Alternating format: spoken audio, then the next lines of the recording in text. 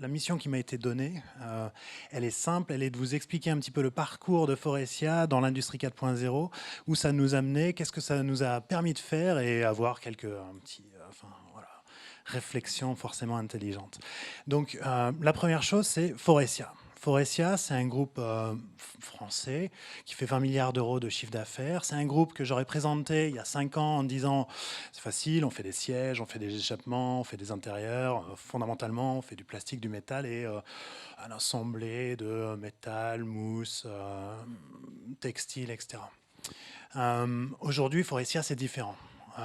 Aujourd'hui, Faurecia, on essaie d'incorporer un maximum de technologies avancées et digitales en particulier pour pouvoir augmenter en fait la valeur ajoutée de nos opérations, baisser finalement le coût de ces opérations et délivrer quelque chose à forte valeur ajoutée à nos clients.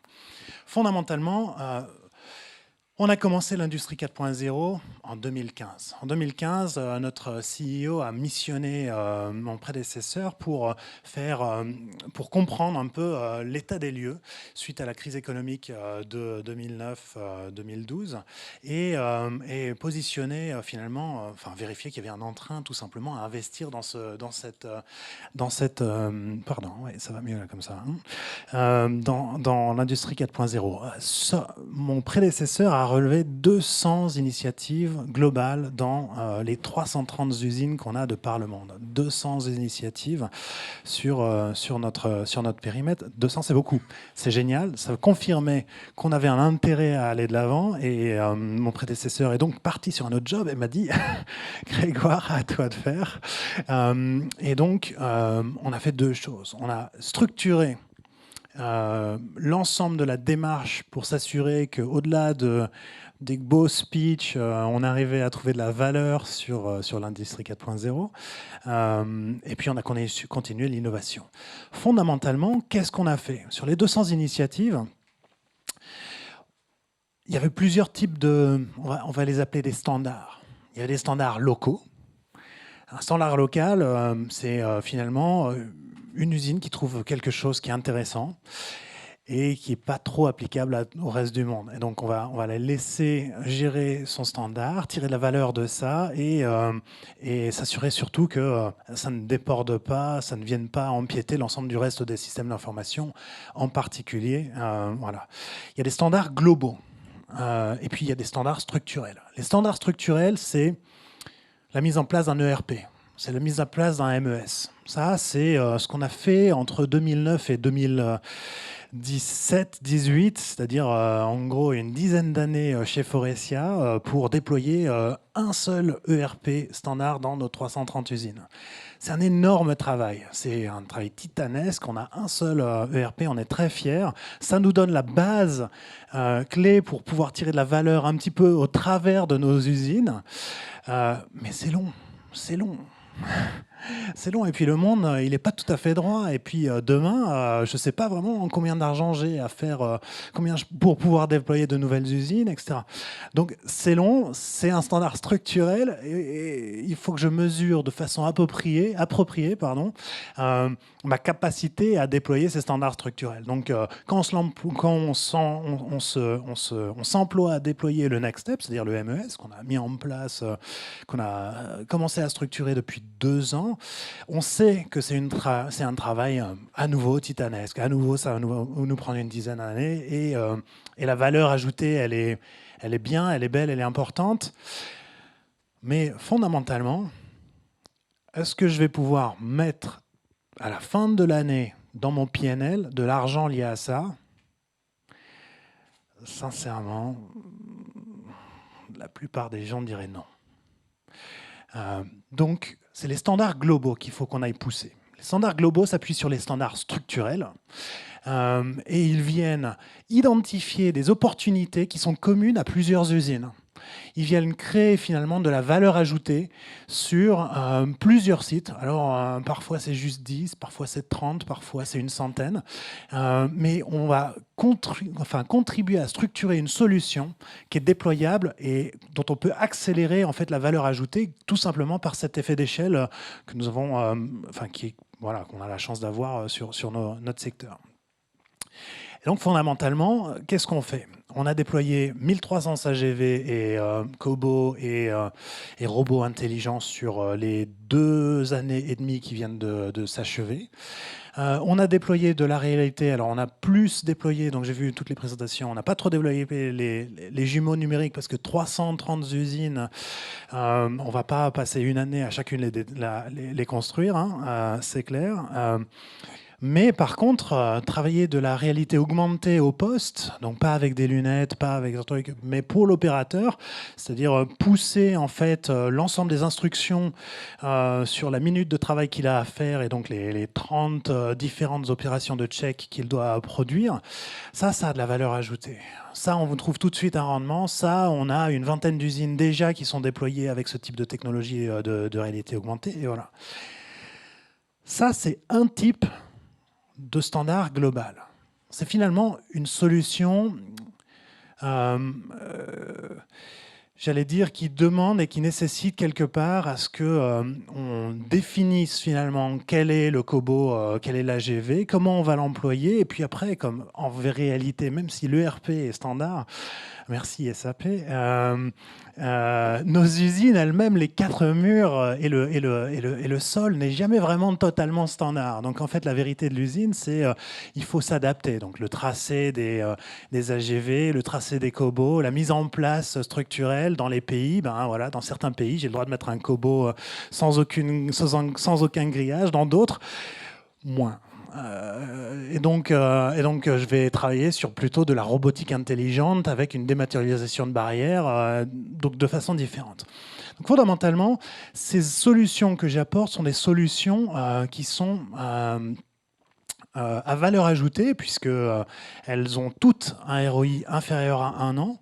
Elles coûtent par contre un peu cher, puisque finalement on a déployé sur les 2 années et demie, 3 années, à peu près 200 millions d'euros d'investissement en CAPEX sur l'industrie 4.0. Mais à nouveau, hein, le retour y est. On a un point d'OI, de marge opérationnelle, qui est dégagé grâce à ça. Et donc ça fait notre performance d'aujourd'hui aussi.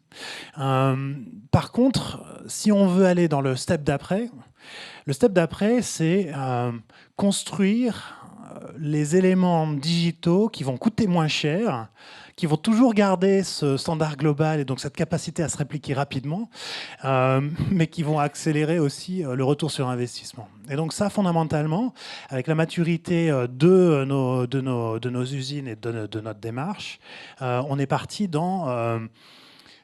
grâce à la captation de données, dans la façon dont on pouvait utiliser l'intelligence artificielle, la data science, pour pouvoir construire des solutions qui ont, là pour le coup, un ROI inférieur à 6 mois, et parfois moins, et qui ont une valeur ajoutée forte. Ces solutions-là, ces solutions globales, elles sont des petites plateformes. Donc la différence entre un gros standard structurel comme un ERP, qui est une plateforme monstrueuse qui vient générer de l'homogénéité sur la data entre l'ensemble de mes sites, ou sur un PLM qui est aussi extrêmement avancé, qui vient générer de la traçabilité entre mon ingénierie et ma production, et voire même mes achats et ma supply chain. Là, je ne vais pas chercher à faire trop intelligent, je vais chercher à faire ciblé, court, AI-based, et puis je vais chercher à faire ce que l'intelligence artificielle sait faire bien, c'est-à-dire pas vraiment comprendre exactement physiquement pourquoi ça va à droite ou ça va à gauche, mais comprendre qu'il y a un phénomène qui est finalement systématiquement, qui se passe finalement systématiquement, chercher à poser une loi dessus et tirer la valeur de ça. Concrètement, ça se traduit par je viens regarder d'abord et avant tout, avec de la vision, l'ensemble de ma qualité. Donc mes chaînes de qualité, donc en fin de chaîne par exemple sur mes productions de sièges, je produis des sièges et parfois, pas tout le temps, parfois juste un tout petit peu parce qu'on est forestier, donc forcément on est les meilleurs, il y a des plis. Alors les plis, c'est mal. Mais pas tous les plis sont mal au même niveau. Et donc, un pli qui est en plein milieu du siège, même si c'est un petit pli, eh ben, c'est pas bien. mais peut-être que c'est un très petit pli, peut-être que sur une marque allemande, ça passera pas, mais sur une marque française, ça peut passer. Ça dépend juste de combien il a dépensé pour pouvoir garantir la qualité du prix. Au final, c'est toujours la même chose. Alors, j'aurais pas dû dire français, j'aurais dû dire une marque américaine. Voilà. Pareil, si je dis que mon pli, il n'est pas juste au milieu de mon siège, mais il est sur le bord de mon siège, le même petit pli, en fait, le même grand pli peut être en fait acceptable. Sauf que quand vous êtes opérateur et que vous arrivez et qu'il est 6 heures du matin, honnêtement, le café, il n'est pas encore totalement digéré, et que vous avez à regarder un siège toutes les minutes, à vérifier sur 29 zones de siège que les plis sont acceptables ou pas, faire des cotations sur ça, tous les sièges sur toute la journée, la façon dont vous allez mesurer ce siège-là à 6 heures du matin, le même siège à 10 heures du matin et le même siège à midi, juste avant de partir chez vous et penser à ce que vous allez faire dans l'après-midi, dans votre temps libre, eh ben, ce n'est pas les mêmes cotations. C'est pas la même cotation. C'est même pas les mêmes cotations par nos experts qualiticiens. Et c'est même pas les mêmes cotations par les clients à qui je fournis le siège. Et donc fondamentalement, un des exemples qu'on a mis en place, c'est justement ça. Structurer finalement une grille homogène et commune de qu'est-ce qu'un défaut, construire des éléments d'intelligence artificielle qui viennent capter ces défauts et les pousser vers un système informatique qui vient donner finalement les notations et savoir si le siège est bon ou pas bon. Ça nous permet évidemment de remplacer l'œil humain et de se concentrer sur une tâche à meilleure valeur ajoutée et surtout avoir une qualité absolument plus consistante dans nos systèmes de production. Donc, je vois qu'il ne me reste plus que 1 minute 50 avant le café de tout de suite. Donc, en synthèse, ce que je voulais vous dire, c'est notre histoire, elle dure depuis 3 ans à peu près. On a rapporté à peu près 1 point de marge opérationnelle. On a déployé des standards qui sont des standards globaux et des standards locaux, mais surtout des standards globaux. Ils sont nécessaires et ils s'appuient sur une structure, sur des standards structurels qui nous ont apporté de la valeur.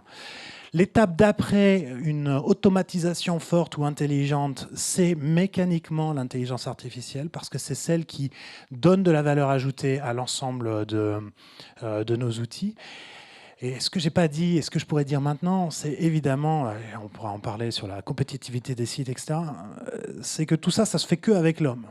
Et pas parce que c'est sympa de dire « ouais, l'homme, c'est au centre de la démarche, etc. » Non, parce qu'en fait, c'est vrai. Parce que fondamentalement, quand je vais dans un site industriel et que je vais faire de la prédictive maintenance sur de la soudure, vous changez la nature du job de l'expert de soudure. Vous lui dites, on a digitalisé votre connaissance, on sait finalement ce qui va créer ce problème ou pas. Maintenant, qu'est-ce qu'on va faire de toi ?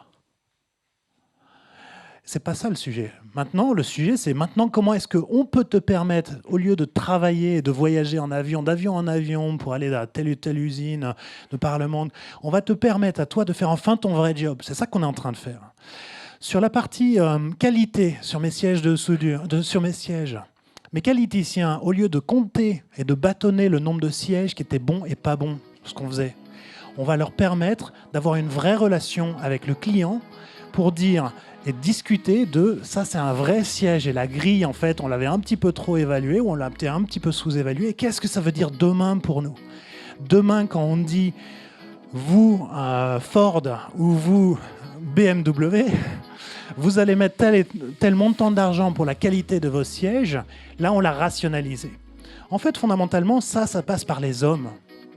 Et tant qu'on n'a pas compris, et tant qu'on n'a pas structuré en fait la capacité de passer ça dans la chaîne, en fait, on ne sait rien faire. On sait juste pousser des tests qui nous fait le savings direct, mais derrière, c'est compliqué de passer à l'étape d'après de maturité. Anyway, long sujet. Voilà, c'est tout ce que je voulais vous dire. Merci beaucoup. Merci beaucoup. On peut l'applaudir.